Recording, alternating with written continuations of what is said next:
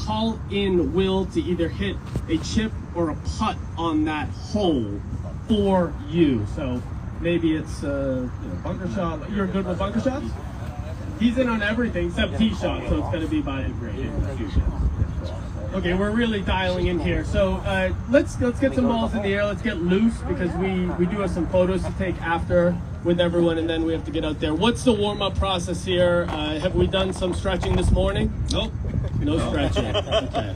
Normally, if this was before a tournament round, I probably would have been in the gym about an hour ago.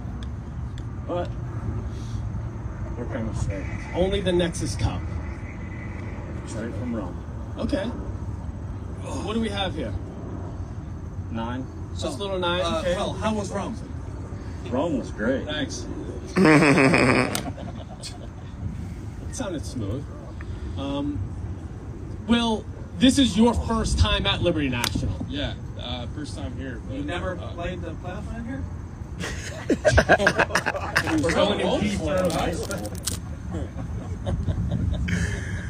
First impressions? Unbelievable. I mean, what a day. I mean, this is pretty special, especially even yesterday. Chipping 9. Walking around town, this was pretty almost spiritual walking around town. So this is pretty cool to be here today. But I think one question I actually have for Rick is, go ahead. Obviously swing changes, crushed it, been playing amazing. Just give us like a little hint as to like what have been some of the changes that you've gone through. So, over the last few years, I unfortunately didn't play well with Tillery, but I learned a lot about swinging myself and kind of what I needed to do. And then being back with Butch kind of just simplified a few things. And like I said, I had a good idea of what needed to be done generally. My tendency's always been club a little outside, gets delayed off. So I basically had to feel like a better move to here off the ball. And then if I was holding the wheel, I had to feel like I turned this way. Because I've always gone that way. You're not being bad. He does this Not at all. at home as well. So to exaggerate, like I said, would be getting it to a good spot here. And then it feels like I'm trying to get the club pointing that way. I'm over here. Just working on it. Yeah. We're gonna see it. So, I mean, a drill I've done a bit. Yep. Stretching. Let me stretch. Keep an eye on back here. But here, freeze drill. We can start. I don't have many thoughts up there. No, put you. I put you in the top position. You hold it and then you go. Yes or no? I haven't done much of that. Be more just getting it because my tendency is to not be in a good spot there. So started that a year ago. Played Napa and had a decent finish. And now with the swing stuff, I don't have to feel as exaggerated. But a year ago, it felt very awkward. But luckily, it was coming out, so there was at least gave me some relief. So it took you a year to figure it out. Slow learner. Rick, you mentioned home games. Of course, you and Tiger, among others, are at Medalist. Take us through how a game is constructed. You guys text in, meet in 30 minutes, or are you showing up? How's it all work? He hasn't been around. I haven't been much. Let's go back into the memory banks. It's kind of you typically know roughly who's home. Depending on what's coming up, like next week, there's going to be a handful of us. Since there's What do you do with this? how do you hold it normal? Like I'll go bottom thumb it down there. So that's your top thumb. There you go. That's like 35 inches. Never thought we'd see the day Tiger Woods asked how to hold a putter. So slow learner. I brought my old baby with me. Oh, the 8802. There it is. We've had some matches. Yes. We'll have a bunch of matches next week because we got myself, Xander, Cantlay, JT, Brooks, and then we have other guys that obviously live around there. But we'll have fun with it, because especially getting ready for Rome. Very cool. So Rome's obviously on deck, but take us back to 2017 right here, President's Cup, Liberty National. I know it wasn't very competitive in a good sense, but what do you remember from that week, the big takeaways? We played really well here.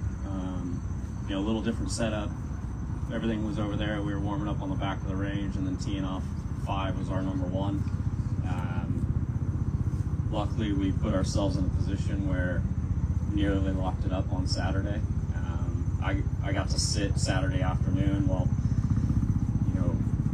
watching the rest of the guys kind of do their work, and like I said, we had a chance to nearly close it out.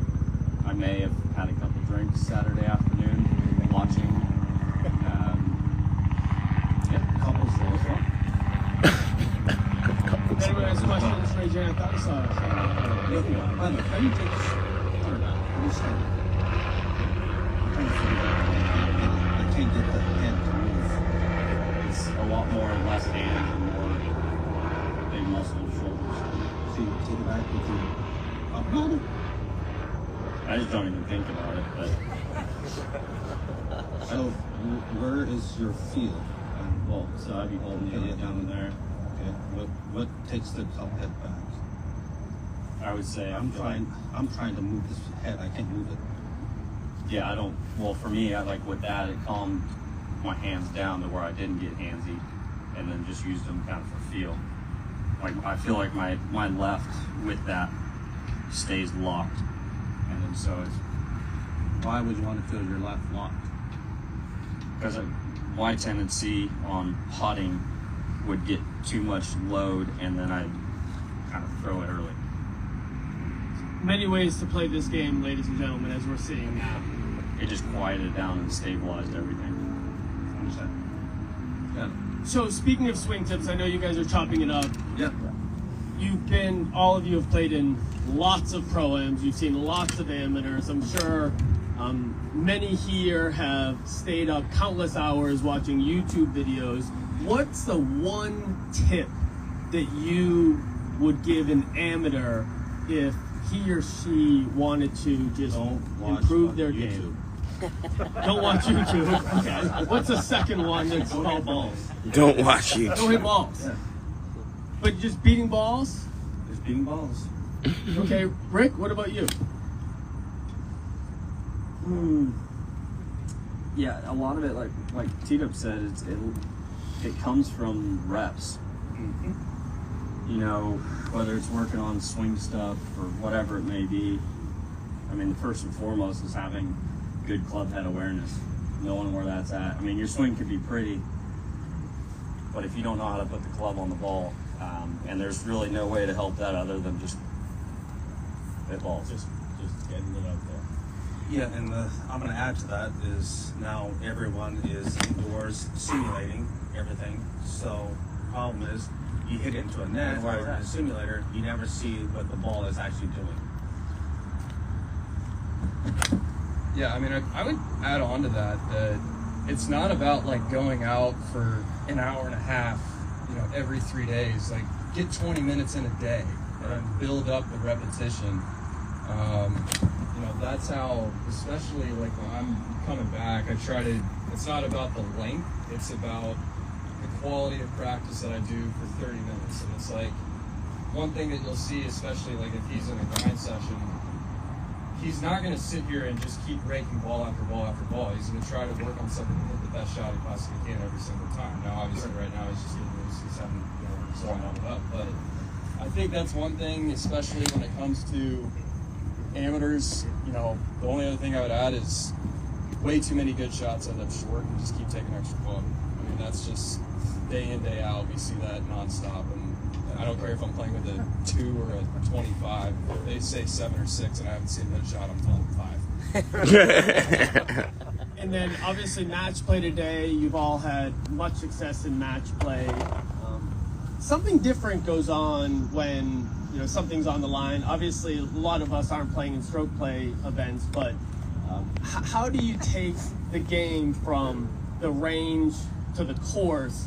And then, are there any tips to getting your mind ready when when you have that putt that actually matters? Well, therein lies the trick, is that we're all Ranger rigs. So how do we take it to the golf course? And for me, the last few reps are the most important. Like my dad was a big proponent of just, what is this? It's warming up. Exactly. You're loosening up to warm up to go play. No matter how good or how bad I hit it, it was just strictly a warm up. Now you're warmed up, now go play. Like, so that was kind of useless? No, it wasn't useless. You got loose to be warm to go play. So no matter how good I hit it or how bad I hit it, it was useless? Pretty much. So my last 2 reps with my driver, my 8-iron, and whatever I hit off the first tee, the last 3 reps, are the most important. So whatever I'm hitting feel-wise, like Rickie saying 9-iron, I would go for my bag, sandwich, 8-iron, Warren, 5-wood, with driver, back to my 8-iron, sandwich. But my last 3 are with my sandwich, 8-iron, and where I'm going to hit off the first tee, and those are the most important. So I want to rehearse what I'm going to do when I get to the field. I was gonna say a lot of guys, their last whatever shot or 2 on the range is what they're visualizing, what they can hit off the first. And just so you have something that you can kind of hopefully hit a good one, and that's it. And you have that to rely on going over. You know your field kind of thoughts of the day. So. Yeah, I mean, even to add some detail, like I do the same thing. First tee ball, I go through my full process and hit it. But you even mentioned about how it's like if you didn't like the shot, you didn't have to go. Club goes back to the bag, start the whole routine all over again. Exactly. Take it out of the bag, full routine. Hit it good, I go. I hit it bad, I start all over again. Yeah. And there's an adage of like, what are the 3 most important turns on a ski run? And everyone thinks, oh, it's the first 3 or the last 3. It's 3 getting on the lip. That gets your mind ready to go, and so that's exactly what it's saying. Rickie, you mentioned yesterday you're the 2nd oldest player on the Ryder Cup team this year.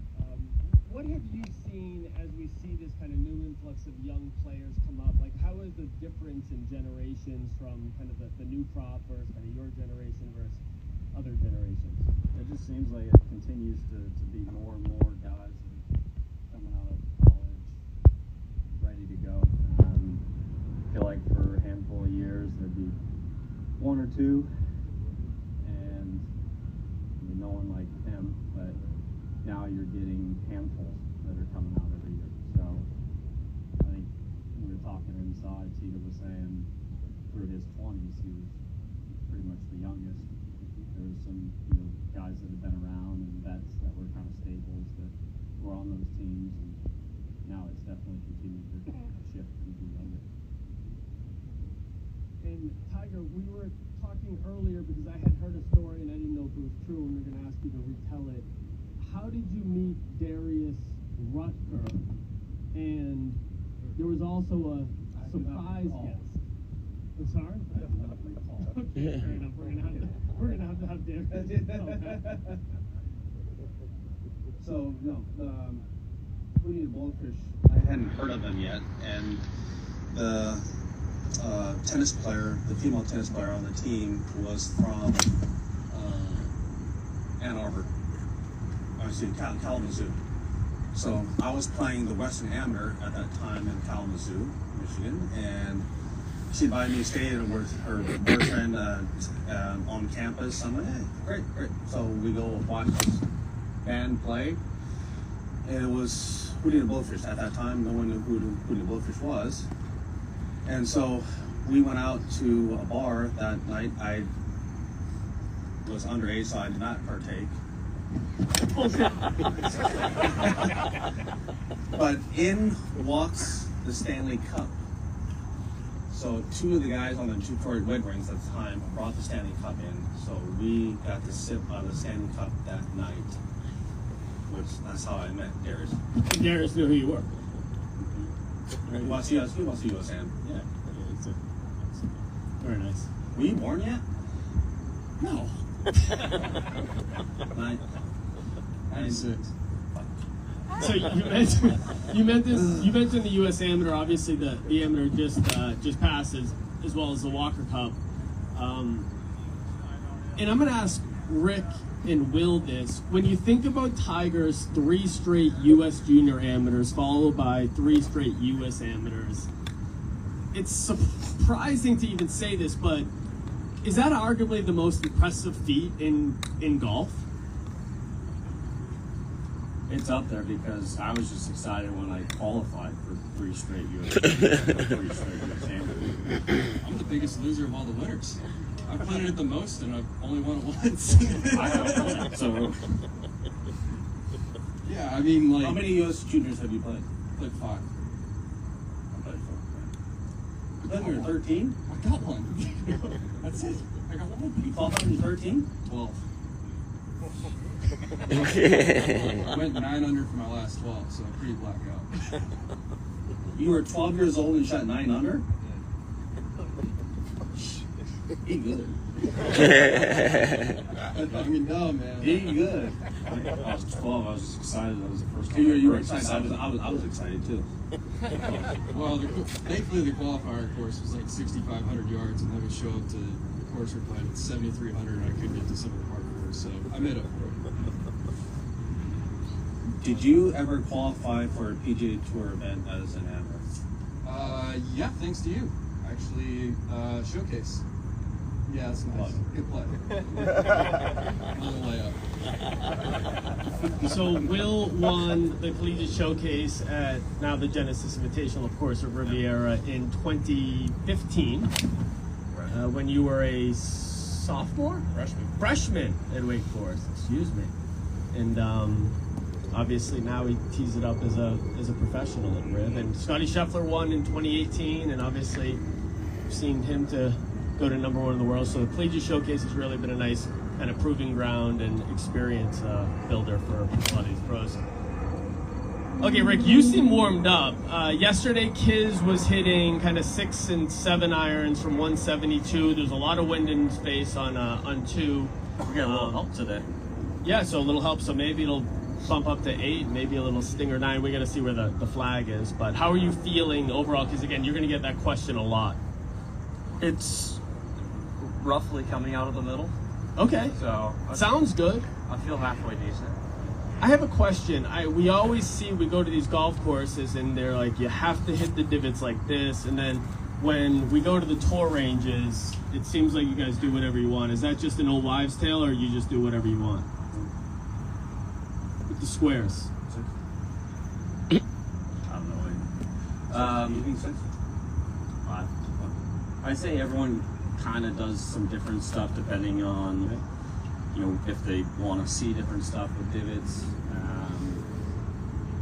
You can obviously, like, I know at TPI back in the day, they liked when guys did individual divots and kind of created like a checkerboard. Yeah. And grass can grow in easier versus a big chunk of grass taken out. I I'm think just you're you know, trying to make it, you know, a little tougher for the super. We'll sand it. They're doing a good job. But then you'll see guys that put sticks down, want to work on alignment, and we'll end up working rows of divots. And then, Will, are you going to get to the 11th hole and maybe hit some putts, or are you going to just go cold? Well, yeah, at some point.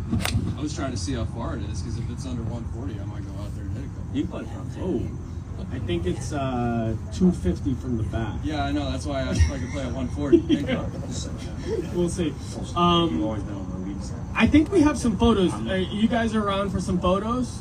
Okay, so what we're going to do, first of all, let's have a hand for our guests here. Tiger Woods, Rickie Fowler, Will Zalatoris. Thank you so much. I also want to shout out Joe LaCava's in the house. Joe, raise your hand. Joe's going to be out there on the 4th hole today. Joey in the back, the legend. He's going to be helping both teams kind of play that hole. Obviously a legend of the game. Trust his reads. And you'll see Joe out there.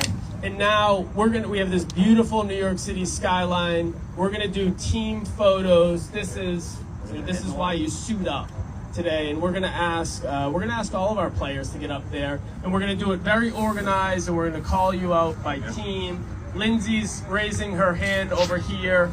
So get together and 1 18-hole match today. Remember, we're not going to reset. Everyone's playing whatever